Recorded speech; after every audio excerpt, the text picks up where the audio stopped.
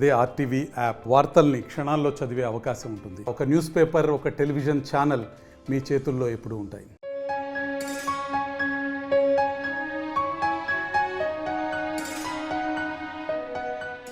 నిత్యం 1,00,000 మందికి పైగా భక్తుల ఆకలిని తీర్చే తిరుమల శ్రీ తరిగొండ వేంగమాంబ అన్నప్రసాద కేంద్రంలో ఇకపై మరింత రుచికరమైన శుచికరమైనటువంటి ఆహారాన్ని అందించడానికి టీటీడీ నడుం బిగించింది.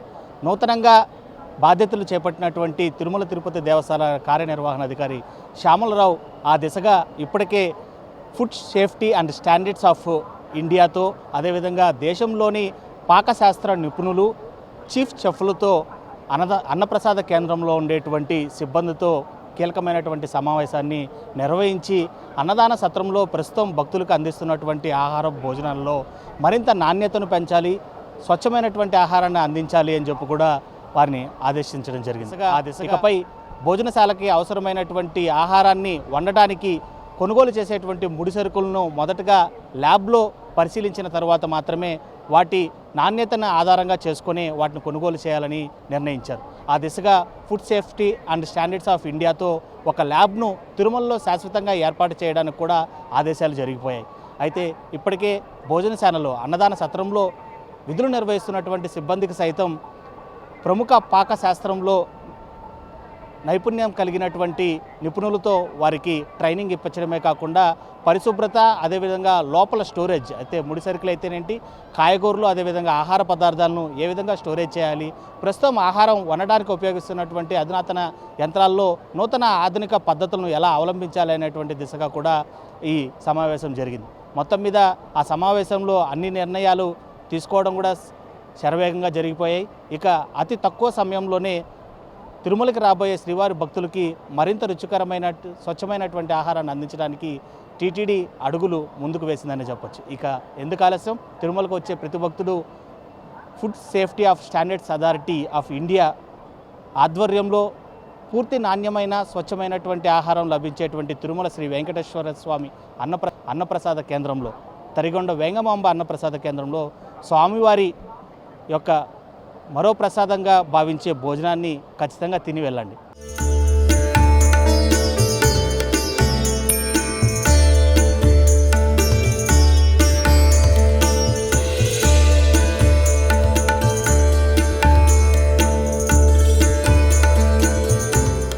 ప్రసాద కేంద్రంకి వచ్చామన్నా, ఫుడ్ చాలా బాగుంది. రైస్ పెట్టారు, రసం పెట్టారు, సాంబార్ పెట్టారు, ఇంకా మజ్జిగ పెట్టారు, ఇంకా కర్రీ ఒకటి పెట్టారు, ఒక పచ్చడి పెట్టారు, స్వీట్ ఏమో పొంగల్ పెట్టారు. చాలా బాగుందన్న, ప్రసాదం చాలా బాగుంది. రైస్ క్వాలిటీ కూడా చాలా బాగుందన్న, చాలా బాగుందన్న. ఇంకా మంచిగా పెడితే ఇంకా బాగుంటుంది. బయట నుంచి అంటే రైస్ క్వాలిటీ ఇంకొంచెం ఇంప్రూవ్ చేయొచ్చు, అందరికీ ఒకేలాగా ఉండదు కదా, కానీ సౌత్ ఇండియన్స్కి అయితే ఓకే, పర్లేదు, బాగుంది. మేము నల్గొండ డిస్ట్రిక్ట్ నుంచి వచ్చాము. తిరుపతి దర్శనం చాలా బాగుంది. పొంగల్ తిన్నాను, బాగుంది. నిన్న భోజనం కూడా చాలా బాగుంది. చాలా భోజనంలో ఆలు కర్రీ పెట్టారు, పచ్చడి పెట్టారు, సాంబారు, మజ్జిగ అన్నీ బాగున్నాయి. సాంబార్ చాలా బాగుంది, రైస్ చాలా బాగుంది, క్వాలిటీగా ఉంది. నా పేరు శ్రవణ్ అండి, మాది కరీంనగర్ డిస్టిక్, అక్కడ నుండి వచ్చాము. మొన్న మండే రోజు మార్నింగ్ ఇక్కడ చేరుకున్నాం. తర్వాత మేము శ్రీవాణి ట్రస్ట్ డొనేషన్ ద్వారా టికెట్ తీసుకోవడం జరిగింది.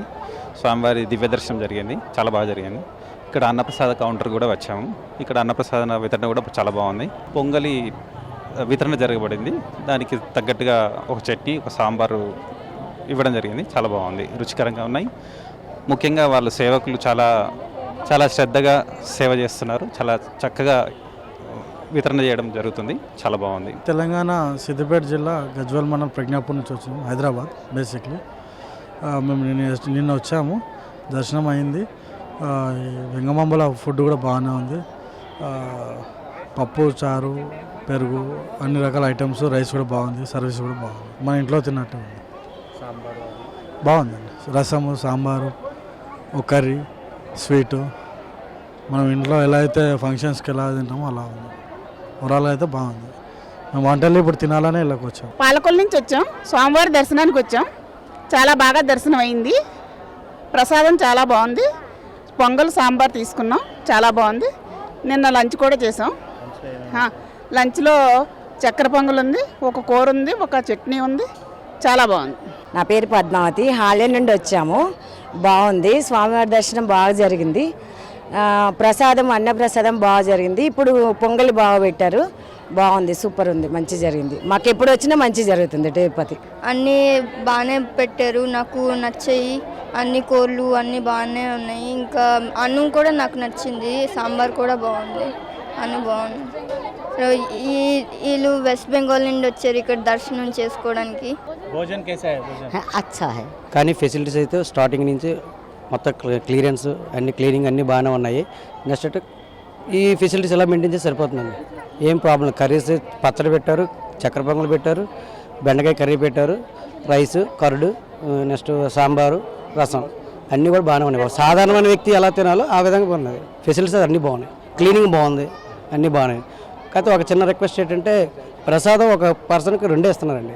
అటు ఇప్పుడు పెద్ద ఫ్యామిలీ ఉంటారు కదా, మళ్ళీ రెండోసారి వెళ్ళేసరికి 1 అవర్ పడుతుంది. దానివల్ల ఒక ఈచ్ పర్సన్కి ఒక 5 లడ్డీస్ లాగా ఇస్తే ఒక ఫ్యామిలీకి వచ్చేటట్టు మినిమం, ఇంకెక్కువ అవసరం లేదు. అదొకటి. అంతా బాగుంది, ఫుడ్ బాగుంది, ప్రసాదం బాగుంది, అంతా కరెక్ట్గానే బాగానే ఉంది. సాంబారు, అన్నం, ప్రసాదం, పచ్చడి అంతా బాగానే ఉంది. అన్నం కొంచెం గట్టిగా ఉంది, దాన్ని కొంచెం చేస్తే బాగుంటుంది. అంటే పెద్దవాళ్ళు ఉంటారు కదా, ఏజ్ పర్సన్స్ ఉంటారు కదా, వాళ్ళకి ఇబ్బంది. మిగతావన్నీ చాలా బాగున్నాయి. క్లీనప్ అంతా బాగుంది. అన్నము, సాంబారు, పచ్చడి, ప్రసాదం అన్నీ చాలా బాగున్నాయండి. అన్నీ అవైలబుల్గా ఉన్నాయి. ఎవరు ఇబ్బంది పడకుండా, భక్తులందరూ ఇబ్బంది పడకుండా చాలా బాగుంది. అన్నదానం ట్రస్ట్ నుంచి అన్నప్రసాదం కాంప్లెక్స్లో ఇక్కడ మొత్తం ఓవరాల్గా ఆల్మోస్ట్ 2 లక్షల మందికి ఇక్కడ ఫుడ్ అది ప్రొవైడ్ చేయడం జరుగుతుంది. ఇప్పుడు ఏంటంటే రీసెంట్గా చాలా మెజర్స్ తీసుకున్నాము, దానివలన ఫుడ్ క్వాలిటీ ఇంప్రూవ్ అయింది. ఇంకా ఫర్దర్గా ఇంప్రూవ్ అవ్వాలంటే చాలా చర్యలు తీసుకోవాల్సిన అవసరం ఉంది. ఇవన్నీ కూడా నిన్న కొంతమంది ఎక్స్పర్ట్స్తో డిస్కస్ చేయడం జరిగింది. అంటే కల్నరీ ఇన్స్టిట్యూట్స్ దగ్గర నుంచి, తాజ్ గ్రూప్ నుంచి, అలాగే డిఫరెంట్ ఇన్స్టిట్యూషన్ నుంచి ఒక కన్సల్టెంట్ కూడా ఉన్నారు. ఆయన పేరు ఏంటంటే దామోదరం, వరల్డ్ ఫేమస్ షెఫ్ ఆయన. సో వీళ్ళందరూ కూడా వచ్చారు. వాళ్ళు కూడా నిన్న చాలా సజెషన్స్ ఇచ్చారు.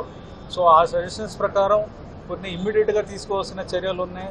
స్టోర్స్ మేనేజ్మెంట్ దగ్గర నుంచి కానీ, శానిటేషన్ కానీ, ఇలాగ హెల్త్ అంటే ఎనలిస్ట్ని పెట్టుకోవడం కానీ, ఇవన్నీ కూడా ఇన్హౌస్ ఎనలిస్టులు పెట్టుకోవడం కానీ, అలాగే చాలా వరకు సజెషన్స్ ఇవ్వడం జరిగింది నిన్న. ఇవన్నీ కూడా మనము ఇమ్మీడియట్గా ఇంప్లిమెంట్ చేయడానికి చర్యలు తీసుకుంటున్నాము. అలాగే మ్యాన్ పవర్ కూడా పెంచుకోవాల్సిన అవసరం ఉంది. ఎందుకంటే వర్క్ లోడ్ పెరిగింది కానీ మ్యాన్ పవర్ అనేది పెరగాల్సిన అవసరం ఉంది. మ్యాన్ పవర్ కూడా త్వరలో పెంచడానికి నిర్ణయం తీసుకుంటాము.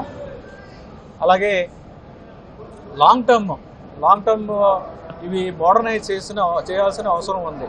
అంటే మనకి ప్రొక్యూర్మెంట్ దగ్గర నుంచి స్టోర్స్ ఎలా మేనేజ్ చేయాలి, స్టోర్స్ని ఫస్ట్ అవుట్ చేయాలి, స్టోర్లో మేనేజ్ చేయాలంటే ఎక్కడ స్టోర్ చేయాలి, ఎలా స్టోర్ చేయాలి, ఇవన్నీ కూడా సైంటిఫిక్గా ఉండాలి. స్టోర్ హైట్ ఎంత ఉండాలి, సీలింగ్ హైట్ ఎంత ఉండాలి, ఇవన్నీ కూడా సైంటిఫిక్గా చేయాలి. అవన్నీ కూడా ట్రెడిషనల్ మెథడ్లో జరుగుతున్నాయి. వీటన్నిటిలో కూడా రీసెంట్గా మీరు చూస్తే ఎన్నో కొత్త డెవలప్మెంట్స్ వచ్చాయి, టెక్నాలజీ అంతా మారుతుంది. మరిన్ని వీడియోస్ కోసం ఛానల్ ని సబ్స్క్రైబ్ చేయండి, లేటెస్ట్ అప్డేట్స్ కోసం వాట్సాప్ ఛానల్ ని ఫాలో చేయండి, అండ్ లింక్ డిస్క్రిప్షన్ లో ఉంది.